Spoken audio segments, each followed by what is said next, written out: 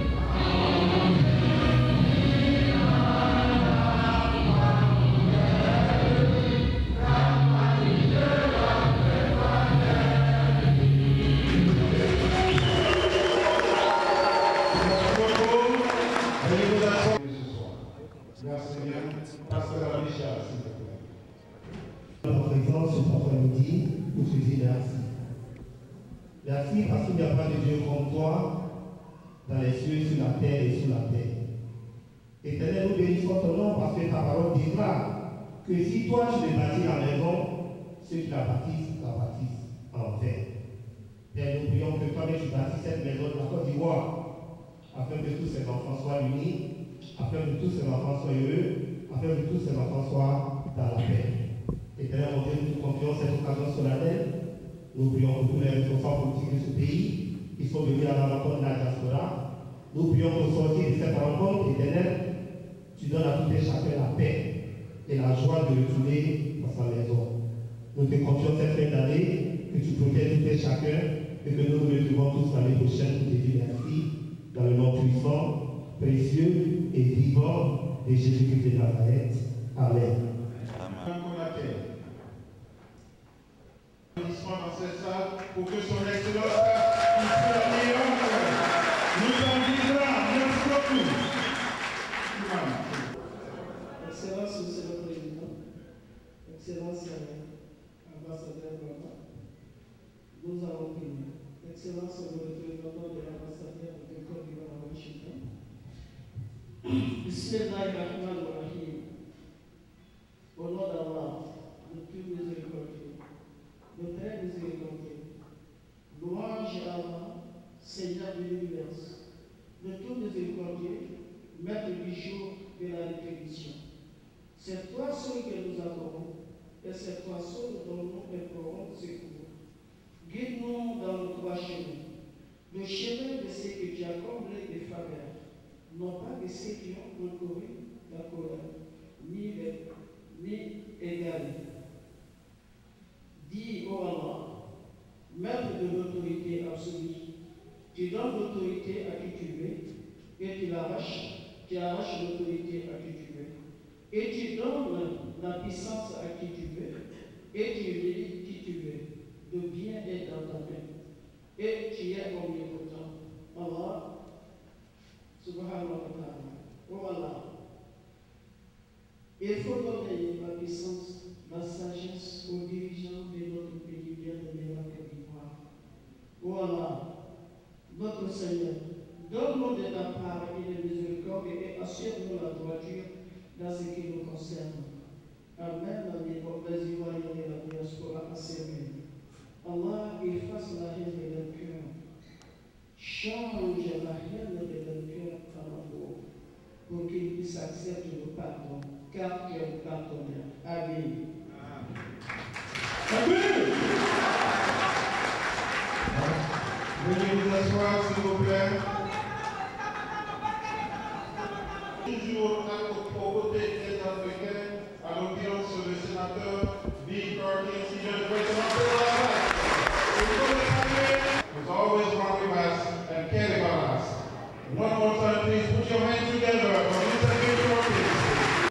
Encore à la troupe qui tout à l'heure a fait une prestation de réveiller juste pour 5 minutes.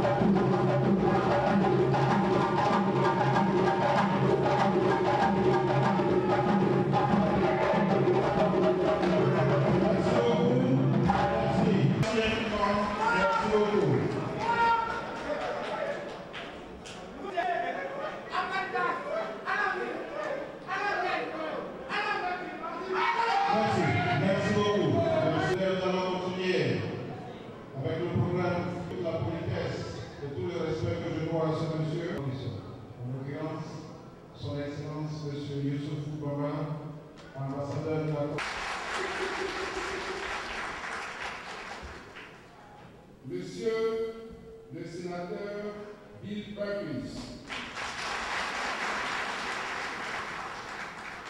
Monsieur le chargé d'affaires de l'ambassade de Côte d'Ivoire aux États-Unis, représentant son Excellence, Monsieur l'ambassadeur Kebake Daouda,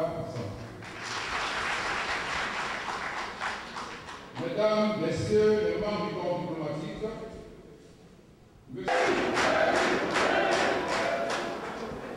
Mesdames et Messieurs les responsables politiques et associatifs de la communauté ivoirienne de New York, honorables chefs et guides religieux de la communauté ivoirienne de New York, chers compatriotes, famille de la Côte d'Ivoire, mesdames, messieurs.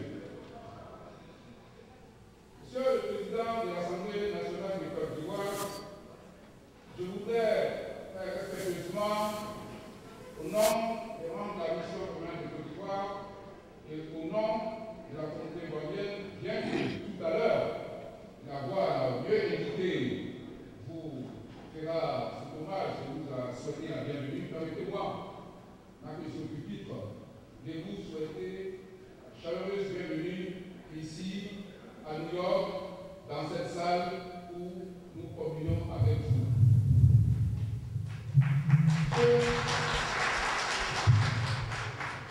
Donc, Monsieur le Président de l'Assemblée nationale, c'est pour moi un ici honneur de vous recevoir pour la deuxième fois en terre américaine, ici à New York, après la première visite qui vous a conduit ici encore à New York pour prononcer une allocution mémorable à l'occasion de l'Assemblée des États partis au statut de Rome, c'est-à-dire la Cour pénale internationale l'année dernière. C'est donc avec un plaisir renouvelé que nous vous souhaitons à nouveau le traditionnel et chaleureux accord en ces temps de basse température à New York.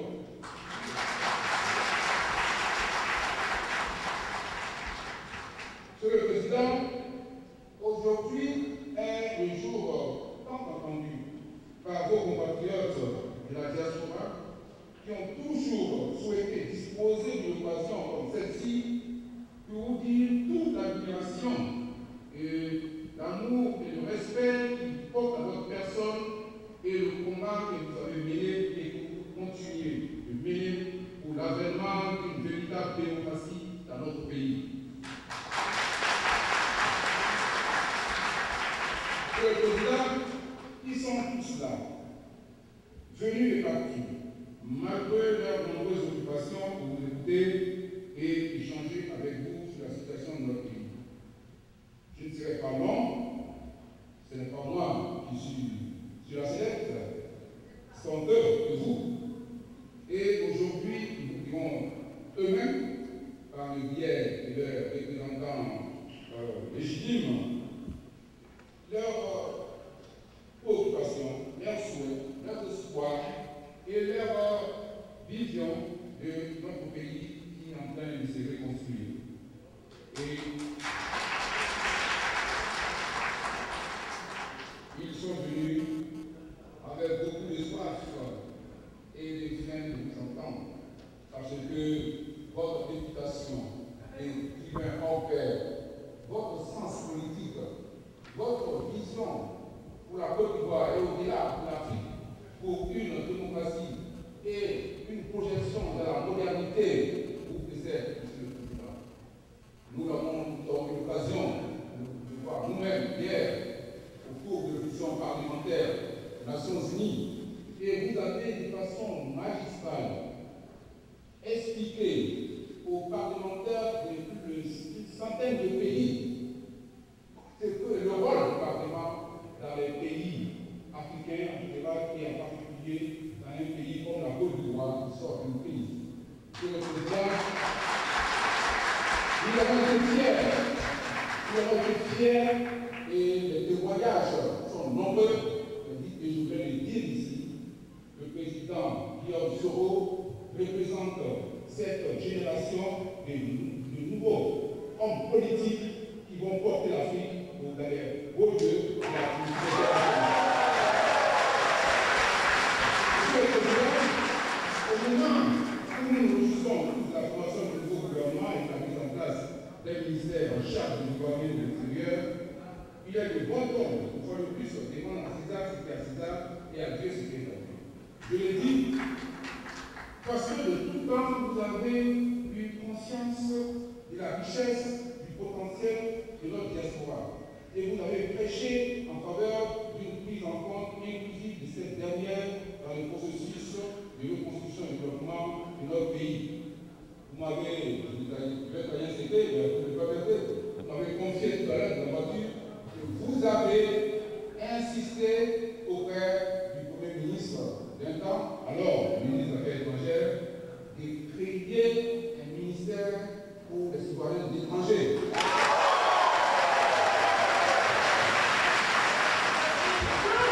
Monsieur le Président, vous n'avez pas prêché dans les déserts parce qu'aujourd'hui les choses faites, parce que le nouveau gouvernement de l'Assemblée Ouattara, sous la conduite du ministre Duncan, dispose désormais d'un ministère des Nations africaines et des Ivoiriens de l'étranger. Merci, Monsieur le Président. Merci. Et également, pour terminer, je voulais dire que vous avez également porté dans les actes votre préoccupation et votre intérêt de la diaspora, parce que lors de la nomination des responsables des structures en Côte d'Ivoire, c'est vous qui avez initié les appels à candidature en incluant également vos compétences de la diaspora. Ainsi donc, je félicite dirigé aujourd'hui par un Ivoirien de la diaspora, M. Esmel, de la France. Le victime est dirigé par un Ivoirien de la diaspora du Canada, M. Philippe Ango, et une autre structure, sous peu que ma mémoire va être fausse, je ne m'appelle pas. Mais c'est dire, M. le Président, que vous portez, vous mettez en action ce que vous pensez et ce à quoi vous croyez. Merci à votre parole. Le Président, comme j'ai dit, je ne suis pas sur la scène, c'est vous, la diaspora, vous allez interagir et pour l'heure, je voudrais très respectueusement vous dire merci de m'avoir donné l'autorisation de m'adresser pour ces propos positifs et souhaiter que cette rencontre soit fructueuse et constructive pour l'avenir de votre pays. Je vous remercie. Merci beaucoup.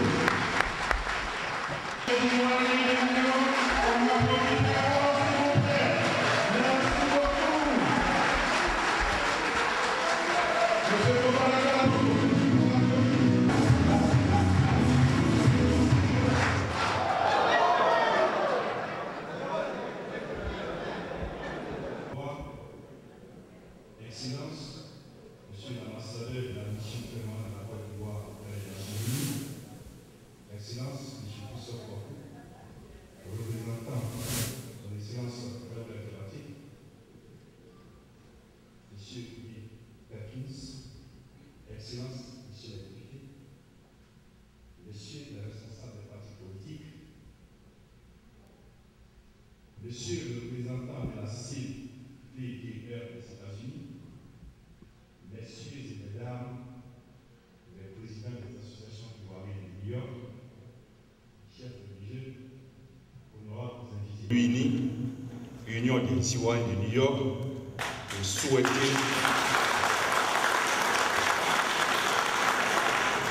souhaiter le traditionnel Akwaba, en d'autres termes, Welcome to New York, à son Excellence, M. Soro Kibafou Dior, président de l'Assemblée nationale de la République de Côte d'Ivoire et à la délégation qui l'accompagne. Nous sommes ici ce soir, non pas pour égrener les mois difficiles que la Côte d'Ivoire a connus, mais communier avec le premier responsable de notre Assemblée nationale pour un nouveau départ.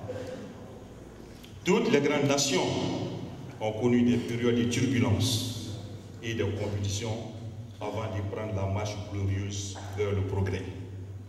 Au-delà de tout ce que la Côte d'Ivoire vient de vivre, il y a toujours une porte de sortie honorable.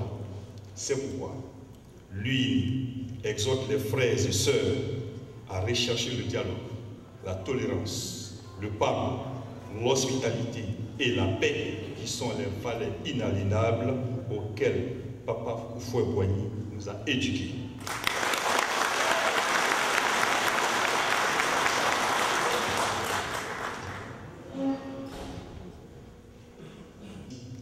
À son Excellence pour cette rencontre qui, malgré son calendrier chargé en cette fin d'année 2012, a pris son bâton de pèlerin pour venir à la rencontre de ses frères et sœurs de la diaspora avec un objectif clair et noble, la quête du bonheur des Ivoiriens dans un environnement sain dont le socle est le pardon, le partage, la paix et le progrès. Acquis à la condition sine qua non que nous nous impliquons tous et sans réserve dans le processus de réconciliation en cours. Chères sœurs, chers frères de la diaspora, nous sommes tous interpellés et chacun doit apporter sa contribution à l'exaltante mission de réconciliation qui n'est autre que la promotion de la paix et de l'unité nationale.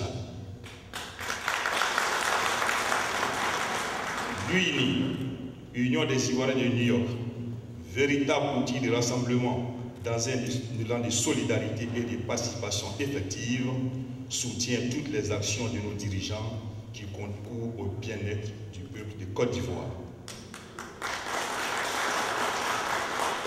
À ce titre, les Ivoiriens de la diaspora invitent tous les acteurs de la politique, la Côte d'Ivoire à la table du dialogue et à l'entente, car la paix ne viendra pas du peuple sans eux. Excellences, Monsieur le Président de l'Assemblée nationale, les Ivoiriens attendent beaucoup de l'institution que vous incarnez, la mise en place des lois qui puissent garantir l'équilibre social et la paix. En clair, nous souhaiterons que la prestigieuse institution dont vous avez la lourde responsabilité de présider aujourd'hui soit un lieu de réflexion, d'introspection et d'élaboration de lois non conflictuelles pour un nouveau départ. À cet effet, nous devons rester engagés pour des actions visant à l'amélioration continue du statut de la femme dans l'intérêt de notre société. L'Assemblée nationale étant le lieu par excellence où toutes les lois sont votées, nous vous encourageons à prendre des responsabilités historiques afin de promouvoir des lois qui puissent ramener la paix, l'équilibre et la cohésion sociale.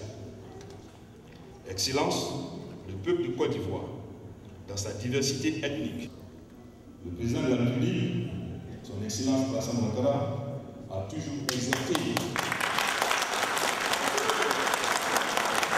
les fils de la Côte d'Ivoire à rentrer au pays et à contribuer au développement. Ivoiriens de la diaspora, en nous rendant utiles et force économique, et nous souhaiterions que les gouvernants nous assistent. Nous saluons la création du ministère de l'Étranger pour mieux nous assister. Une entrée sûre des devises et soutiennent incontestablement la croissance économique. Excellence, profitant de cette tribune, l'Union des Ivoiriens de New York voudrait réitérer cette doléance faite au président de la République au mois de septembre 2011, à savoir la création d'une institution financière à l'image de la Banque de l'Habitat du Sénégal et celle du Mali. Opportunités d'emploi dans les institutions internationales, création des structures d'intégration des Ivoiriens de la diaspora désirés de rentrer, recensement des Ivoiriens de la diaspora, la création d'un consulat à New York, l'allègement des taxes fiscales et douanières, la réduction du coût du visa. À cet effet, les Ivoiriens de New York voudraient vous présenter quelques doléances, à savoir la création d'un quartier de la diaspora américaine en Côte d'Ivoire.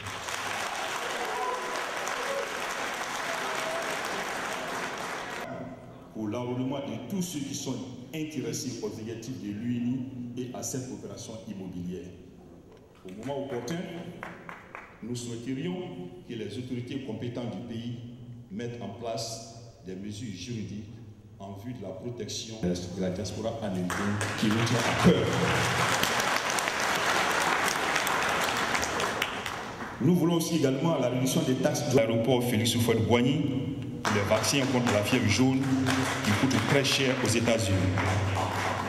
Nous voulons aussi l'annulation de la taxe douanière sur le transport de la dépouille mortelle de nos compatriotes vers la Côte d'Ivoire. Nos compatriotes qui ont décidé de rentrer au pays pour prendre part à la Diabati à Washington et son Excellence Bamba Youssoufou à New York, qui ont toujours gardé leurs portes ouvertes pour mieux communiquer avec nous.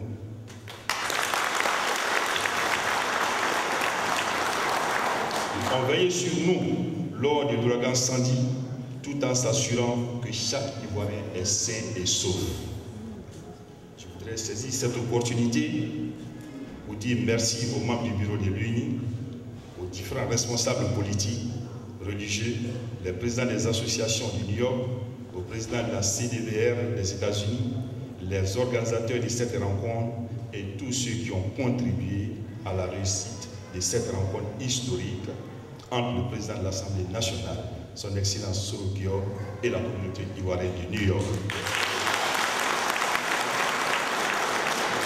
Nous ne pourrons terminer cette intervention, Monsieur le Président, sans vous dire merci et vous assurer de notre soutien total dans la quête du bonheur des Ivoiriens à travers une politique de la main tendue à tous les fils du pays. Vive la Côte d'Ivoire, vive le président de l'Assemblée nationale, vive la diaspora, may God bless Côte d'Ivoire, que Dieu bénisse la Côte d'Ivoire.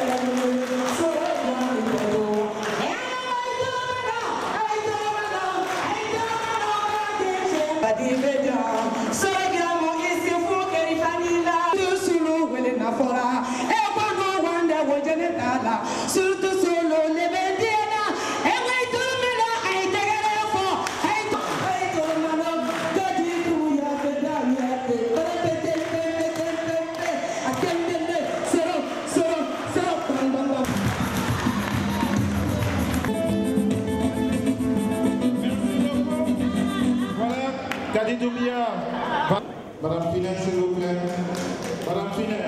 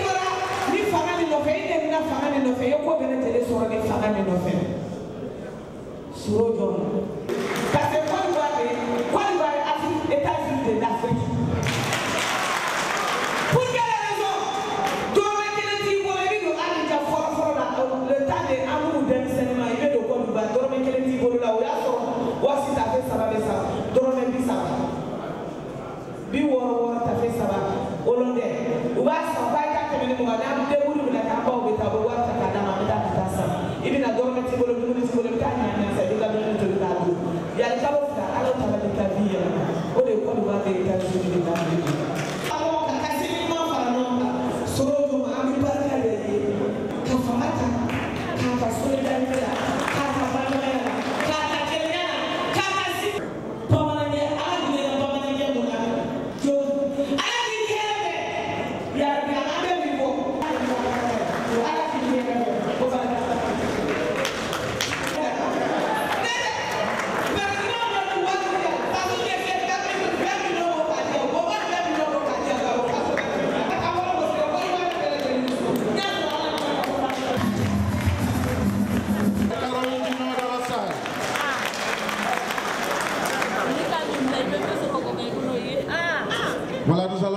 Excellence, celui pour qui nous sommes tous réunis ici ce soir. Sachez tout simplement qu'il a été ministre chargé de la communication. Le 28 décembre 2005, ministre d'État chargé du programme de la reconstruction et de la... jusqu'à son élection en tant que président de l'Assemblée nationale de Côte d'Ivoire. Mesdames et messieurs, on se lève et on applaudit Monsieur Soraki Makoridie, s'il vous plaît.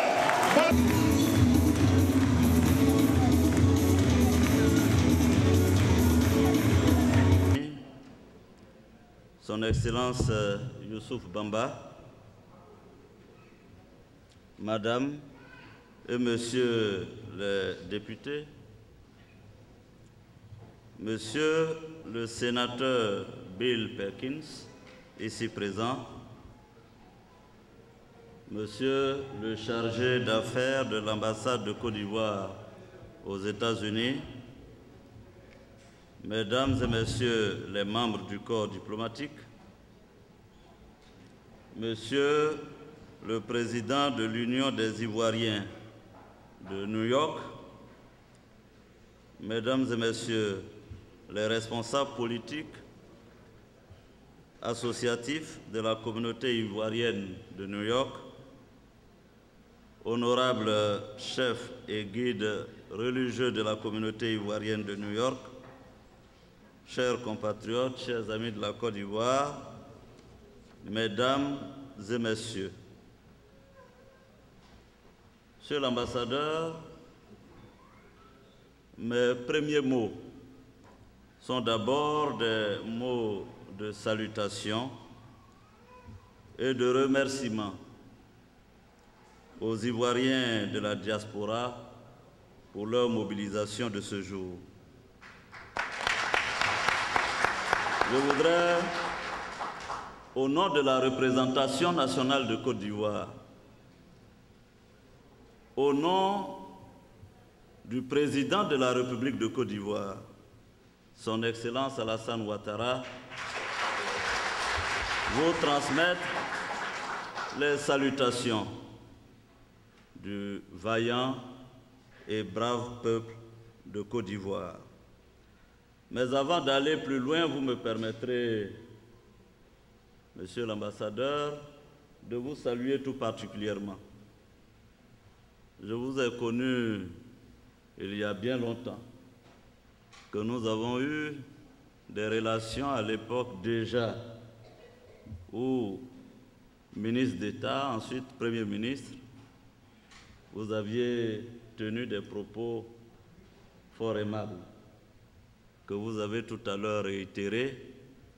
Et je voudrais du fond du cœur, mais en des mots simples, vous dire merci pour l'accueil que vous nous avez réservé dans cette ville de New York et pour l'accompagnement qui a été tant à votre résidence, à la résidence de Côte d'Ivoire ici à New York. Je voudrais associer à ces remerciements votre épouse, aussi le chargé d'affaires de notre ambassade, basé à Washington, qui a fait le déplacement pour venir vous accompagner, vous soutenir dans la tâche de nous aider à remplir l'activité pour laquelle nous sommes ici, à savoir l'audition parlementaire du secrétaire général des Nations Unies.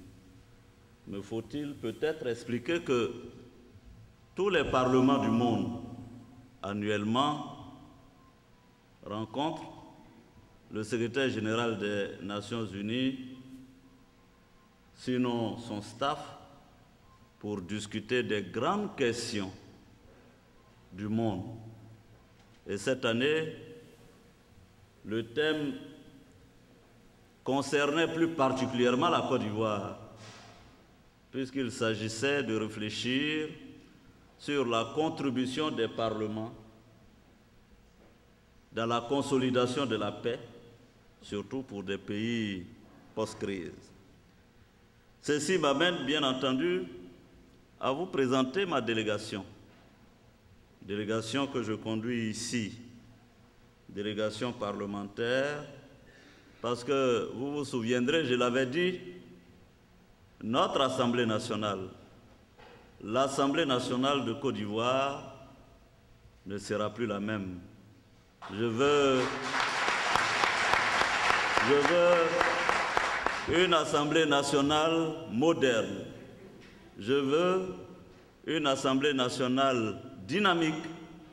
Je veux une Assemblée nationale ouverte sur le reste du monde. C'est pourquoi nous développons une diplomatie parlementaire, je ne dirais pas agressive, mais une diplomatie parlementaire active pour, à travers le monde, faire connaître cette institution trop peu connue des Ivoiriens qui pourtant jouent un rôle, je ne dirais pas fondamental, mais essentiel dans la construction de la démocratie dans notre pays. C'est pourquoi je voudrais vous présenter Madame la députée Aka Amena Véronique,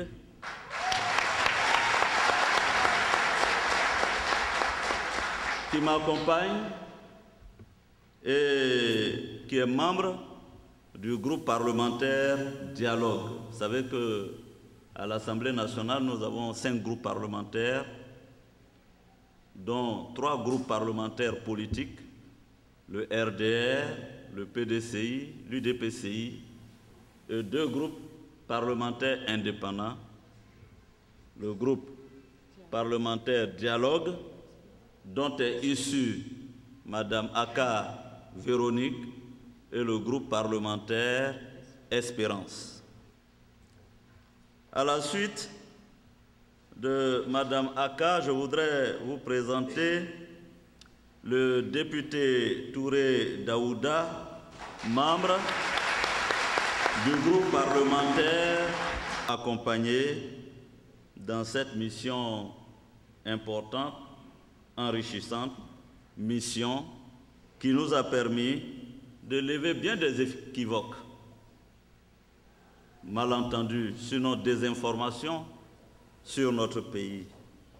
Je pense qu'il était nécessaire que nous soyons ici.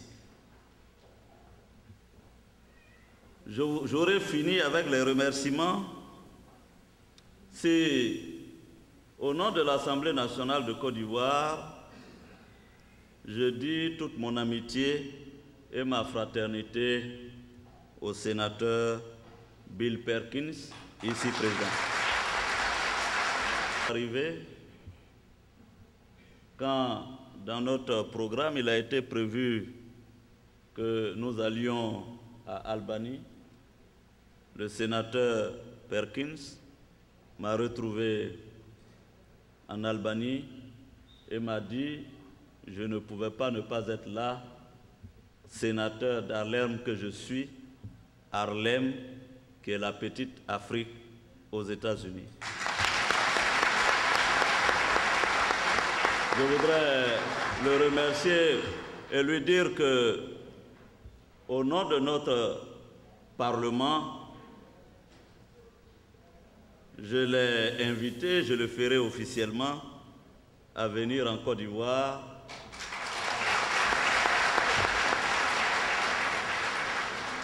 non seulement pour se ressourcer, et vous voyez de quoi je parle, mais pour prendre la parole, pour parler à ses frères africains, à ses frères ivoiriens.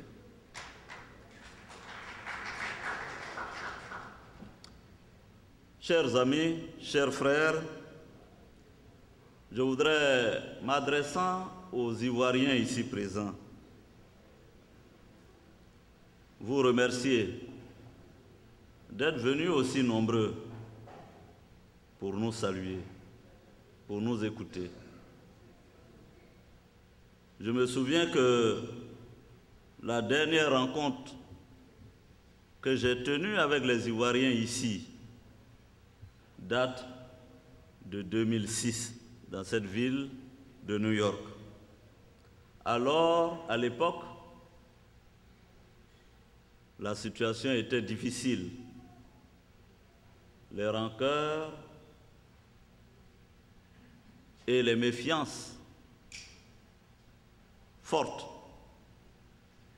La Côte d'Ivoire était divisée.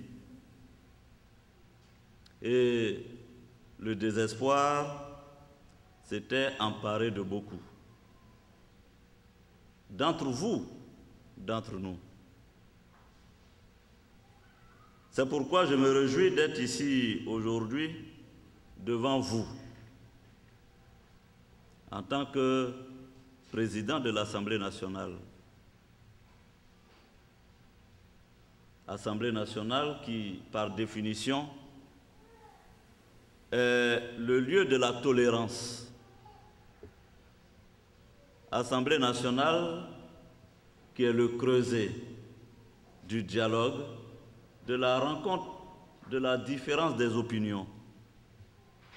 Assemblée nationale qui est le lieu par excellence du débat contradictoire, quelquefois houleux, mais en même temps qui est le lieu où la démocratie s'exerce. Je suis là d'abord pour vous parler de la Côte d'Ivoire, pour avoir été un acteur dans ce processus. Depuis 2006, que de chemin parcouru. Espoir quelquefois déçu, mais en même temps, une détermination jamais vaincue. Parce que pour nous, il s'agit de bâtir une vraie nation, de construire un pays où la stabilité règne, où nous pouvons créer les richesses pour permettre aux Ivoiriens de vivre dans la sérénité, dans la tranquillité et surtout de faire en sorte que partout où vous êtes, vous soyez fiers de la Côte d'Ivoire.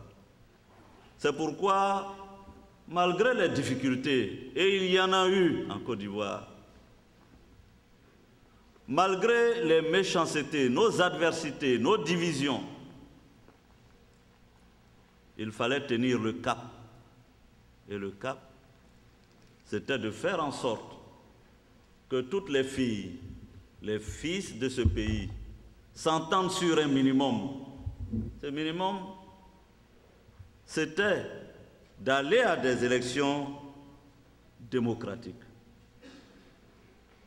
Parce que de toute façon, nous ne pouvions pas y échapper. C'est vrai, j'ai été longtemps l'objet de beaucoup de critiques, l'objet de beaucoup de colibés. On nous a accusés d'être à l'origine des difficultés de notre pays quand le 19 septembre 2002, la crise a éclaté.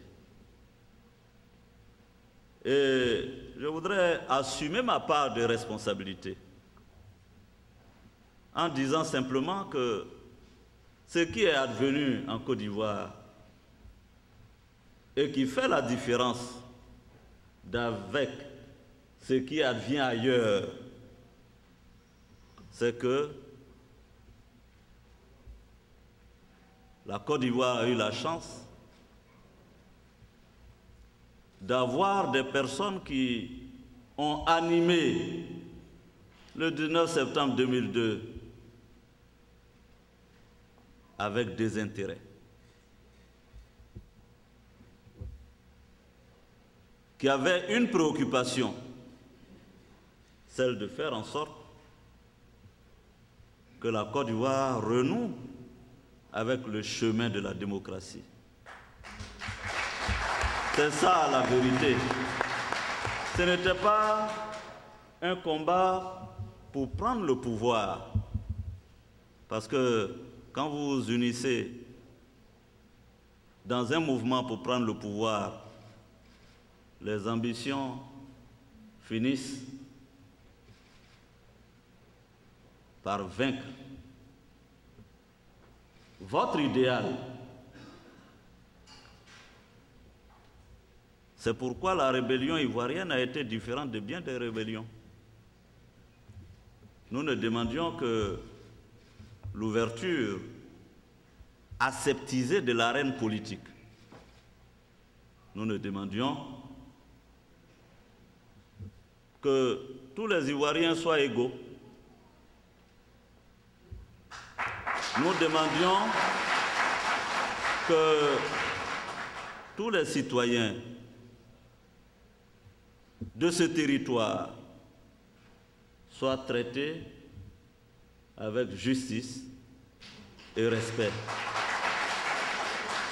Nous ne demandions qu'une chose, avoir le droit, nous aussi, de vivre en Côte d'Ivoire, la terre de nos pères et de nos ancêtres. Nous demandions que tous les Ivoiriens, sans exclusion, qu'ils soient du nord, du sud, de l'est, de l'ouest, du centre, qu'ils soient musulmans, chrétiens et autres, nous ne demandions qu'on leur accorde, qu'on restaure leur dignité. C'est ce combat qui nous a amenés des années successivement à prendre des risques sur notre vie.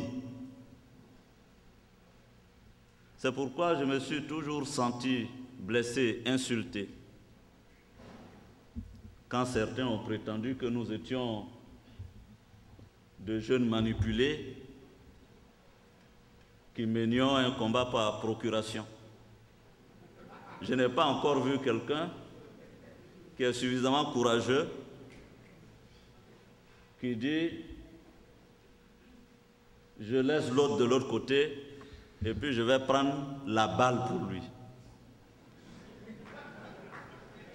Et de toute façon, je crois que les gens peuvent nous reprocher beaucoup de choses. Mais personne ne peut nier notre constance et notre détermination dans nos convictions propres depuis l'université. J'ai des amis ici dans cette salle. Justine, qui est là, épouse Kofi maintenant, qui était avec moi au lycée. Où est Yoro Séraphin? Qui est là, qui était avec moi à l'université d'Abidjan.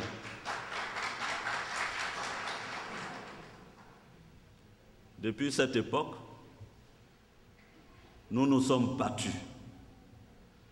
Et je peux vous dire que quand j'étais à l'université, secrétaire général de la FESI, mais avant, militant de ce mouvement, souvenez-vous, en 1990,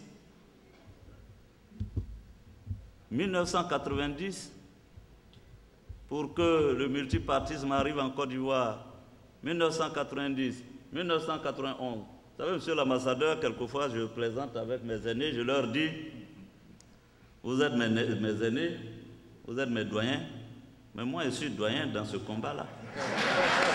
Parce que moi, c'est depuis 90 que je suis dans ce combat. 91, 92. Je suis allé moi aussi en prison. Et ceux qui sont de ma génération, qui ont été à l'université, le savent. À l'époque, jeune, petit Sénufo, de Ferké, où tout Ferké était PDCI à l'époque. Je me souviens, dans mon village, les notables se réunissaient presque en pleurs en disant « Mais Soro a la fait ci, Oufoué ne va plus développer notre village. Notre village est perdu. » Et il partait voir mon père pour qu'il me convainc de quitter la Fessie parce que j'étais en train d'indexer notre village. Mais j'ai tenu bon. À l'époque, on disait que Guillaume était le petit de Laurent Gbagbo. Et c'est vrai que j'ai travaillé avec lui. Pourquoi? Pour l'émergence de la démocratie. Et quand je vois aujourd'hui tous ces gens du FPI, beaucoup me doivent leur carrière au sein du FPI.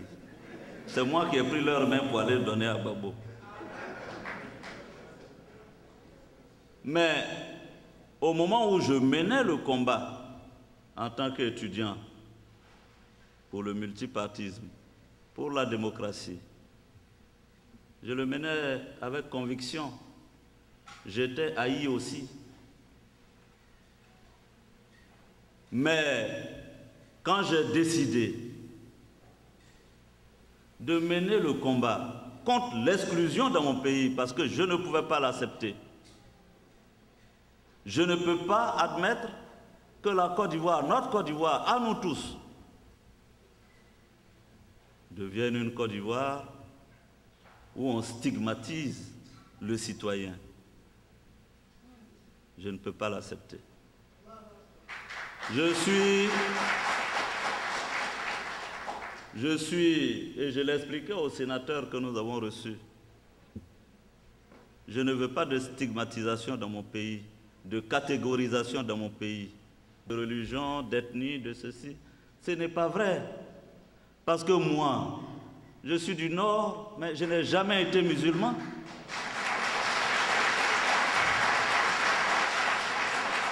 Je n'ai jamais été musulman, j'ai toujours été chrétien. Mon père était chrétien, ma mère chrétienne. C'est ça la vérité. En assumant ma foi chrétienne, je n'ai pas non plus haï les musulmans. J'ai des amis musulmans, des frères francs, le nombre de fois qu'ils prient par jour. En Côte d'Ivoire, où on ne demandait même pas aux voisins quel était son village, son ethnie. On ne savait même pas. On avait une Côte d'Ivoire de diversité, riche de sa culture, de ses traditions, de ses coutumes. C'est cette Côte d'Ivoire que nous voulons. Cette Côte d'Ivoire où, avant de vous dire bonjour, qu'on ne vous demande pas votre village. Pourquoi? Nous devons être d'abord ivoiriens. C'est ce que nous avons voulu, c'est pourquoi quand nous avons engagé la lutte pour l'égalité des citoyens dans ce pays, un combat qui n'a pas été simple, parce qu'il fallait prendre des risques, nous les avons pris. Et quand on nous a demandé d'aller faire le dialogue, nous avons accepté le dialogue. C'est Oufoué qui disait que le dialogue était l'arme des forts. Moi, je dis, il faut être courageux pour faire le dialogue. Parce que, après les différentes négociations, je me souviens encore comme si c'était hier, de retour de New York, j'étais venu assister aux assemblées générales des Nations Unies, en chemin pour Bouaké, quand le président Compaoré m'a appelé pour me dire que l'ancien président Laurent Gbagbo lui avait envoyé un émissaire au motif qu'il voulait discuter avec moi. J'étais du reste surpris. Le président Compaoré est vivant, j'ai dit son nom. Ceux qui le connaissent pourront vérifier. J'étais à Paris quand il m'a appelé au téléphone pour me dire qu'on voulait discuter avec moi.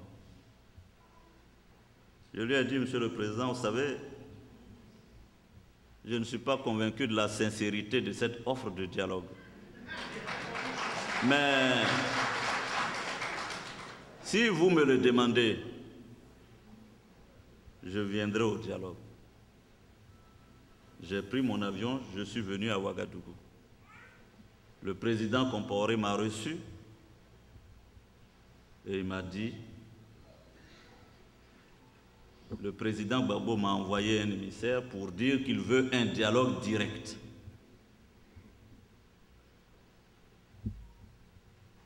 Je lui ai dit, mais Monsieur le Président, si tous les autres accords n'ont pas été respectés, qu'est-ce qui prouve qu'un accord de plus le sera? Il m'a dit justement, c'est justement la raison pour laquelle il faut dialoguer.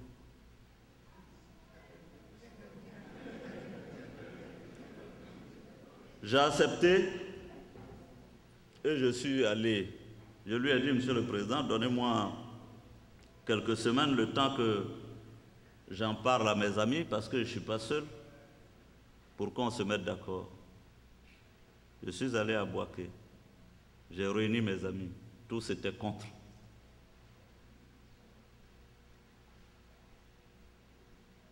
J'étais dans une posture bien difficile, voyant l'intérêt de discuter, mais en même temps, n'arrivant pas à convaincre et à faire adhérer à cette position mes amis les plus proches. La deuxième réunion, je leur ai dit, bon, moi, j'ai décidé. Hi, my name is Enzo Dosso. This is the AfriVision program. Brunch, Sunday, 9 p.m. to 10 p.m. Thursday, 1 p.m. to 2 p.m. Channel 69. Manhattan, Tuesday, 4:30 to 5 o'clock. Channel 67, 85, and 36. Brooklyn, Friday, 7 o'clock to 7:30. Channel 68, 79,